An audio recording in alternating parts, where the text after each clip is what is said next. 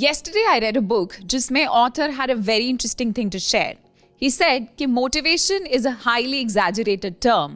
If you want to achieve your goals, you must change your environment. For example, अगर आप इस habit को cultivate करना चाहते हो that you want to read books every day, so it's very important कि आप अपने bedside table पे हमेशा एक book रखें. So most likely, whenever you're going to bed, you will always read it. You know, the point I'm trying to make here is that it is very important to change your environment when you want to achieve something. ये example मैंने सिर्फ और सिर्फ इसीलिए दिया because आज मेरे साथ जो स्टूडेंट हैं उन्होंने भी अपने एनवायरनमेंट को चेंज करके अपने ड्रीम्स को अचीव करना बहुत ही सिंपल बना लिया अपने लिए. Now who is that person? It is Akshat. Hi Akshat. Hi ma'am.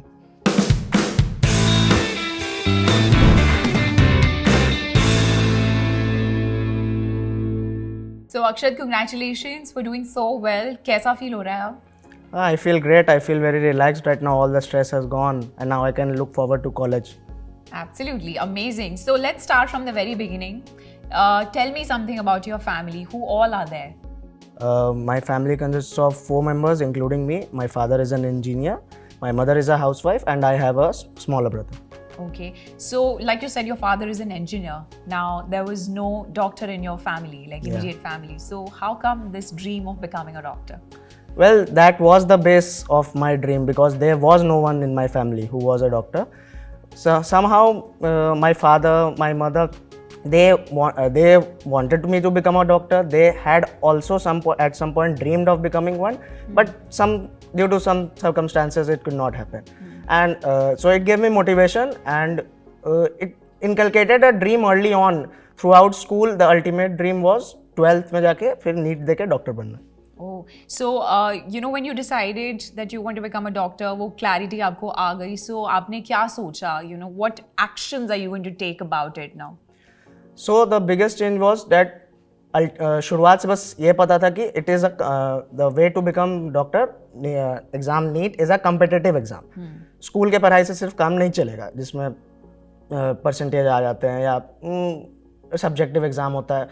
तो कोई ना कोई एवरी ईयर कुछ ओलम्पियाड्स देके कुछ एक्सटर्नल एग्जाम्स देके I tried to expose myself to the actual competition out there because I had to face competition. Right. So I had to know what the real situation was. So ये जब आपको real situation समझ आने लगी, you got to know obviously that you know there is a lot of competition out there. How did you decide that I'm going to overcome this competition and these challenges? And Akash Byju's कैसे picture में आया? So मैंने NTH दिया था 10th के बाद. मुझे 6 rank आई थी. मुझे लगा कि मुझे प्रॉपर गाइडेंस मिल जाएगी. बहुत फैसिलिटीज़ के बारे में प्रॉमिस किया गया. अल्टीमेटली वो मुझे देखने को भी मिला. सबसे बड़ी बात, रिजल्ट्स देख के I thought it was the best option. और कुछ सोचने की ज़रूरत नहीं थी. Okay, so NEET preparation की अगर मैं बात करूँ, I'm sure students want to know your story कि आपने ऐसा क्या किया that you were able to achieve this score. तो आपकी पूरी journey के life lessons के बारे में अगर you want to share some good phases, some bad phases. So first of all, I want to say कि to any aspirant, you have to focus on NCERT. 99% time you have to spend on NCERT. You cannot excel in NCERT. आप उससे 10 साल पढ़ के भी उसमें excel नहीं कर सकते. तो इसलिए आपको उस पर फोकस करना होगा. और टेस्ट्स, मुझे याद है कि मैंने ऑफलाइन टेस्ट सेंटर में मैं अकेले जाके देता था क्योंकि मुझे कोविड सिचुएशन था. उसके कारण से बहुत लोग नहीं आते थे. Many did not want to come, but many times I had to give it alone at the center because I knew that ultimately I have to give the test offline. So हाँ, तो मैंने first year 11th में unfortunately everything was online, but 12th के starting से every opportunity मैंने लिया कि मुझे टेस्ट ऑफलाइन ही देना है. Actually the first test I gave offline, I got very bad marks. I did not know, I was experiencing OMR for the first time in probably 2 years. So gradually उस offline setting में अपने आप को acclimatise करना, वो सब सीखना होगा. तो I think these were some few points which I helped me to excel. I totally agree, Akshat. So, like you said, आपके लिए शुरू में वो comfortable नहीं था फेस किसी भी नई जगह को ज्वाइन करने से पहले या एंटर करने से पहले हमेशा ऐसे लगता है कि दिस इज़ गेटिंग अनकम्फर्टेबल. तो आपने कोई ऐसे फैकल्टी जिन्होंने आपको उस टाइम पे सपोर्ट किया हो या गाइडेंस दिखाई हो, do you remember any of the incident जिससे आपको लगा हो कि okay this is my place, this is like home? चार सब्जेक्ट्स के चार टीचर्स थे, सब ने अलग अलग हेल्पफुल रोल प्ले किया. शुरुआत से आई गॉट पर्सनली मैं उनसे डाउट पूछ पाता था.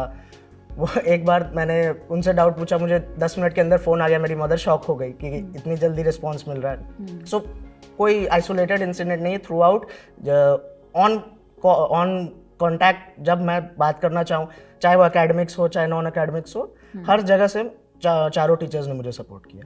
Okay, so talking about the support, आपको अपनी फैमिली से किस तरीके का सपोर्ट मिलता है? आई वांट टू से कि मुझे सिर्फ पढ़ना था, but that is not enough. But पढ़ने के अलावा जितनी भी चीज़ें थी एक्सेप्ट हार्ड कोर स्टडिंग, सब मेरे फैमिली ने टेक केयर किया, हर समय मुझे सपोर्ट किया. So now talking about the inside stories, NEET preparation is not an easy job. I'm sure आपकी भी अपनी struggles थी. Like you were mentioning about COVID times also, how it was so difficult. The entire country was on a lockdown.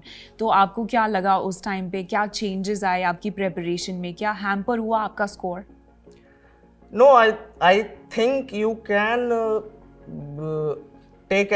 I think you can extract the advantage from that.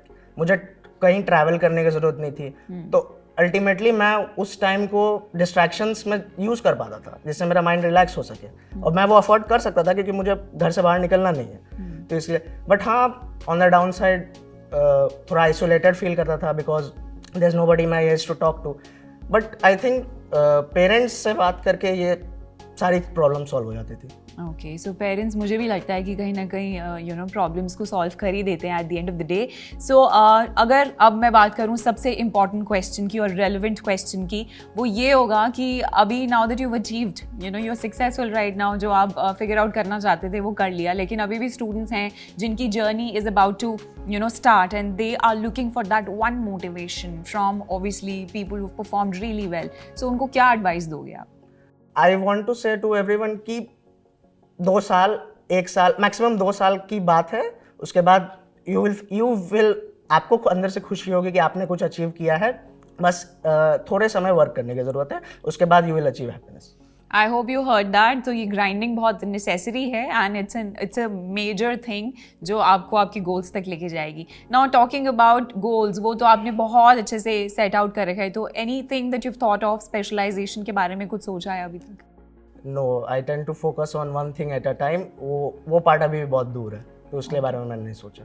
And what about the colleges? आपने decide किया है कि कौन सा college is the best for you? हाँ, I will prefer either AIMS or MMC. So Akshat, like they say that life is not always a bed of roses. So I'm sure आपकी इस पूरी लंबी जर्नी में, because it takes time, तो आपको क्या ऐसी difficulties या challenges face करने पड़े थे? Because I want students to know कि it's not always going to be great. तो वो bad phases के बारे में बताओ. I can talk about the most recent one. जुलाई के शुरुआत 15 days before, at the beginning of July, exam के 15 days पहले I fell ill. So उस टाइम में, उस क्रूशियल टाइम में बहुत बड़ा ब्रेक लग गया स्टडीज़ में. बट इन सम वे मुझे उसने हेल्प किया, थोड़ा प्रेशर रिलीज हुआ उस समय, और I could rethink everything I was doing, कैसे प्लान करना है. So I think you have to look at the bright side of every hardship, every moment. So bright side की तरफ तो हम आ ही चुके हैं. We are on a much better position now. So let's talk about the fun part of life, right? अभी now that you are done with the exam and I also want to say कि अभी जो students prepare भी कर रहे हैं, how much do you think it's important to take breaks? और अगर वो break ले तो कैसे plan करें वो सारी चीज़ें? So I think आपके रूटीन में आपको इतना आपको स्पेस रखना है कि अगर आपका ब्रेक आधे घंटे की जगह 2 घंटे का हो जाता है, फिर भी यू आर सेटिस्फाइड कि आपने आज क्या पढ़ा है. मैं अपने साथ यही करता था. मैं हमेशा अपने एम को ज़्यादा सोचता था. अल्टीमेटली अचीव होना वो अलग बात है, बट इतना सोचें ताकि अगर आप कुछ अनएक्सपेक्टेड हो जाए फिर भी आप उसको कोप अप कर पाए, आप उस अपने परफॉर्मेंस से सेटिस्फाइड रहें। राइट। मैं क्या करता था, I tended to associate myself with any kind of sports, चाहे वो खेलना हो, चाहे वो टीवी पे देखना हो। 2 years लॉकडाउन में मोस्टली लैटर पार्ट था। अब I hope that I will be focusing on the format soon. So हाँ, I liked reading novels, literature. So these are some things you can do to take your mind off studies.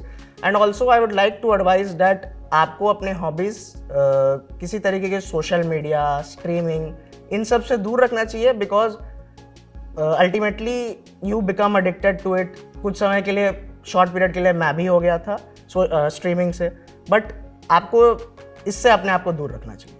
Got your point. मैं भी ध्यान रखूंगी कि मुझे social media avoid करना है। Well, if you are also preparing for NEET exam, you should know कि आपको क्या चीज़ अवॉइड करनी है लाइफ में और किन चीज़ों से खुद को सराउंड करना है। मैंने बिगिनिंग में भी बोला था कि once you change your environment, फिर उसके बाद रास्ते अपने आप खुलने लगते हैं। एक रास्ता है जो आपका इंतजार कर रहा है और सीधा आपको लेकर जाएगा आकाश बायजूस तक, and that is through our website, which is akash.ac.in.